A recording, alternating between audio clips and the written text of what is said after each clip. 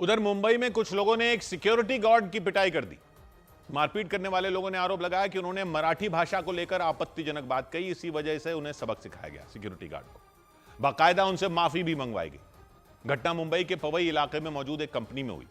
झगड़ा तब शुरू हुआ जब उस सिक्योरिटी गार्ड की मराठी में बात नहीं करने पर एक व्यक्ति से बहस हो गई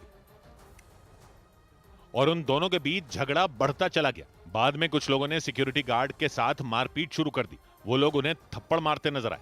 हालांकि कुछ लोगों ने उन्हें बचाने की कोशिश भी की, लेकिन इसके बाद भी मारपीट करने वाले लोग नहीं माने।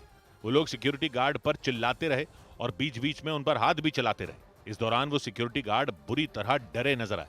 वो हाथ जोड़कर उन लोगों के आगे खड़े रहे। मारपीट करने वालों ने आरोप लगाया कि सिक्योरिटी गार्ड ने मराठी भाषा को लेकर आपत्तिजनक बात कही।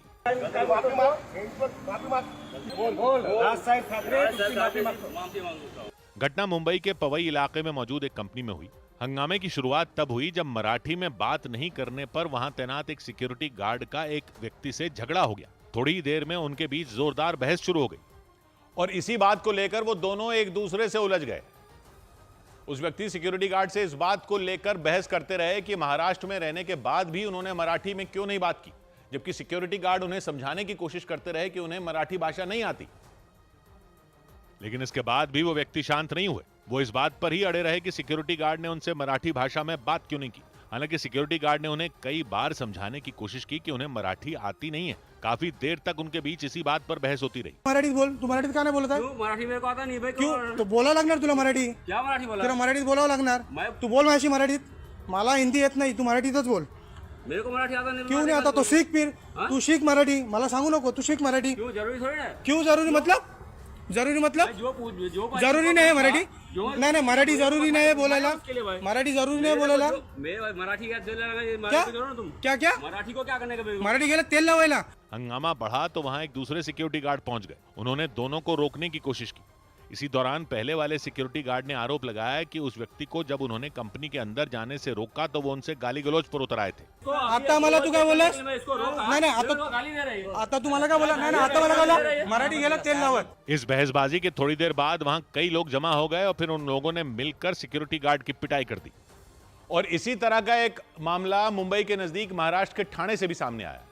वहां राज ठाकरे की पार्टी एमएनएस के कुछ कार्यकर्ता एसबीआई बैंक की एक ब्रांच में घुस गए। उन लोगों ने बैंक के अंदर दीवारों पर लगे हिंदी के बैनर हटा दिए और मांग की कि बैंक का सारा कामकाज किसी और भाषा में नहीं बल्कि मराठी भाषा में ही होना चाहिए।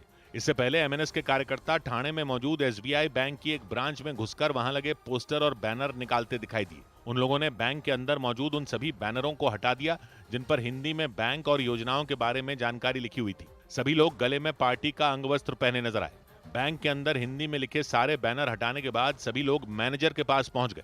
उन लोगों ने उन्हें एक लेटर दिया और उनसे बैंक में मराठी भाषा इस्तेमाल करने की मांग की। हिंदीत बोललं जातं, मराठीत बोलताना ती लोक नाटकं करतात। सो आम्ही सुरुवात इथूनच केलेली आहे।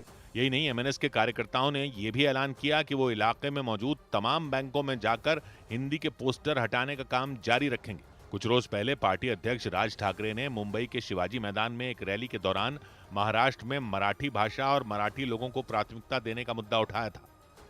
सौभाग्य की एक बात यह कि भाषा को लेकर बवाल चले ही जा रहा है। कभी कर्नाटक, कभी महाराष्ट्र। मुंबई में पवई में एक सिक्योरिटी गार्ड को सिर्फ इसलिए पीट दिया क्योंकि वो मराठी नहीं बोल पाए। हालांकि मराठी को लेकर सिक्योरिटी गार्ड ने भी उल्टा सीधा कुछ बोला जो बिल्कुल नहीं बोलना चाहिए था। लेकिन आपका मत जरूर हो सकता है कि मुंबई में रहने वालों को मराठी आनी चाहिए, लेकिन किसी को नहीं आती तो आप मार थोड़ी सकते हो। उन लोगों ने गार्ड को घेर लिया, थप्पड़ मारे, चिल्लाए कि मराठी बोलो, माफी मांगो। हाथ जोड़े गार्ड साहब खड़े रहे, मगर उन लोगों का गुस्सा ठंडा नहीं हुआ। और ऐसा पहली बार तो हुआ नहीं, आए दिन कहीं ना कहीं से ऐसी खबर आ जाती है। कुछ दिन पहले एक मॉल में काम करने वाले व्यक्ति को मराठी नहीं आती थी तो वहां कुछ लोगों ने तोड़फोड़ कर दी थी।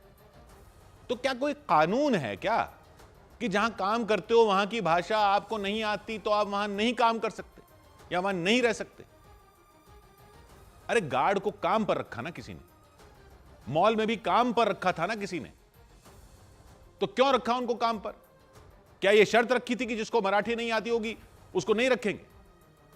कानून भी ऐसा कोई नहीं है, बल्कि कानून तो यह है कि देश का कोई भी नागरिक देश में कहीं भी रह सकता है, कहीं भी काम कर सकता है।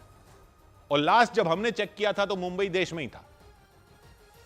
सेम बाबा साहब का संविधान वहां भी लागू है। आप बाबा साहब के संविधान के खिलाफ हो क्या? और अगर ऐसा कानून आप चाहते हो कि जहां रहो वहां की भाषा आना कंपलसरी हो, तो बना दो ना कानून। बना दो कानून की सरकारी हो या प्राइवेट हो, कोई भी नौकरी अगर इस राज्य में करनी होगी तो हमारी भाषा जानना बोलना जरूरी होगा, नहीं तो नौकरी नहीं कर सकते। और जो लोग नौकरी दे रहे हैं वो भी ऐसे लोगों को नौकरी नहीं दे सकते जिनको वहां की भाषा नहीं आती। कानून बना दो, लोगों को क्लियर तो हो, नहीं जाएंगे नौकरी करने ऐसे राज्यों में, और क्या। और कानून बनाने के लिए भी सिस्टम क्लियर है बाबा साहब के संविधान में कि जिसको वहां की जनता के वोट मिलेंगे वो असेंबली में पहुंचेगा और वहां वो कानून बना सकता है। कानून संविधान के खिलाफ होगा तो कोर्ट देखेगी, लेकिन कानून तो वही बना सकता है जिसको पब्लिक वोट देगी। और महाराष्ट्र में सिर्फ वहीं के लोगों को नौकरियां मिलें, इस मुद्दे पर एमएनएस जैसी पार्टियां चुनाव लड़ चुकी हैं ना, वो अपने मैनिफेस्टो में भी रखते हैं ये पॉइंट। तो गार्ड साहब की क्या गलती कि उनको उतने वोट नहीं मिले कि वो जीतकर कानून बना पाते? तो कानून तो ऐसा भी है नहीं कोई, और संवैधानिक अधिकार जरूर है कि देश में कहीं भी रह सकते हैं और काम कर सकते हैं। तो अगर कोई इस बात पर पीटने आएगा तो वो गैर कानूनी है, और गैर कानूनी है तो कोई रोको ना। पीट कैसे सकता है कोई इस बात पर? पब्लिक का समर्थन भाषा के मुद्दे पर हो या ना हो, पीटने का क्या मतलब? और कानून बचाएगा क्यों नहीं पब्लिक को अगर कोई ऐसे पीटने लग जाएगा?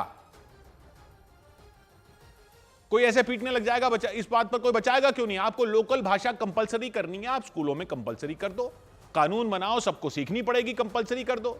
सरकारी नौकरियों के लिए भी कानून बना दो कि लोकल भाषा में ही भर्ती की परीक्षा होगी, कानून बनाओ, कर दो कंपलसरी।